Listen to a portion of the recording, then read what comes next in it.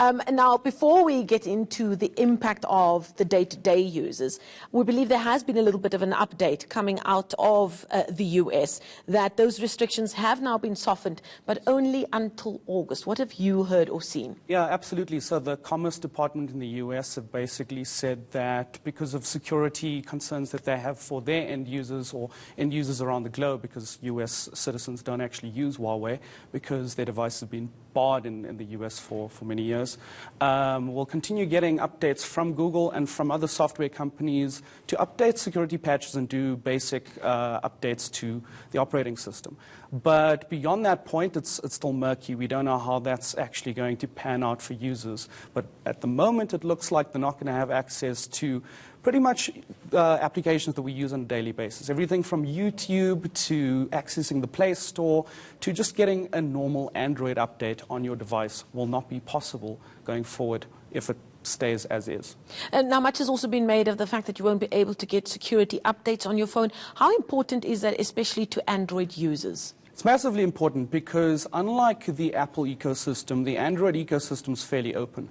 So in other words, there's a lot of applications that are quite malicious in this ecosystem, and it gets vetted by the Play Store, for example. So Google goes through the application, makes sure that there's actually nothing malicious there.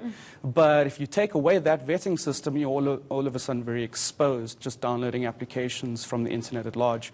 But Huawei has been working in the background on their own app store. At the moment, it's really just been popular in China, and there's a lot of Chinese applications on there, but stuff like YouTube's not on there because it doesn't exist in China. Would there be enough time now, if they've been given some leeway until August, for them to bulk up what they are able to offer in their own app store, if they wanted to go that route? This is an absolutely difficult position for Huawei because all of a sudden they have to create a world-class app store and get all of these various third parties to get their applications on that app store. But they are the second biggest cell phone manufacturer in the world, so maybe they might be able to pull things together, but 3 months, it's a really tight call. Huawei is going to have a struggle on their hands, and they're not going to have any Google apps on that app store, unfortunately.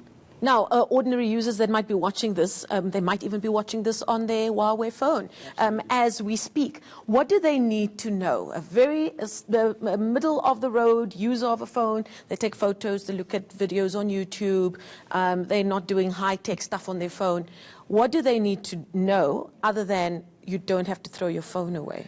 Well, for the foreseeable future, people that already have Huawei devices should be okay from an operating system point of view, certainly till August. And even beyond that, pre-existing devices will continue getting some of the updates. But in terms of all the other services, so you're not going to be able to go onto Gmail, for example, to check your email, or watch a YouTube clip, or do pretty much anything that Google offers, or any other US company offers. Would you be able to open a browser to go into your Gmail or to watch YouTube? So that's the challenge. So because Chrome is built by Google as well. And it's going to be interesting to see the likes of Facebook and how they play into this, because they're also a US-based company that build applications for smartphones. So you might not even be able to access Facebook in the future on your Huawei device, which might be very concerning for Huawei users in the near future. Now, there's been an explosion in the usage of smartphones over the last decade alone. What kind of impact do we think this might have on the usage of smartphones in general, not just those perhaps made in China or have components made in China? That's the other issue as well. Does this open the gap for a manufacturer like Apple, perhaps? Where do we see all of this impacting? This is going to be very interesting because something that we need to remember as well is that Apple manufactures a lot of their components in China. Yep. So if this is a game that Trump is willing to play hardball on, you might end up seeing companies like Apple also being a victim of this trade war, because Foxconn, one of their major manufacturer, is based in China. But I don't see how this plays out nicely for anyone unless there's some sort of a political resolution for this, because Huawei won't be able to get chips out of the US, they won't be able to get glass for their devices above and beyond just the software. So it's going to be very challenging in the market. So ordinary smartphone users looking to the US saying, thanks, Donald Trump. Thanks a lot.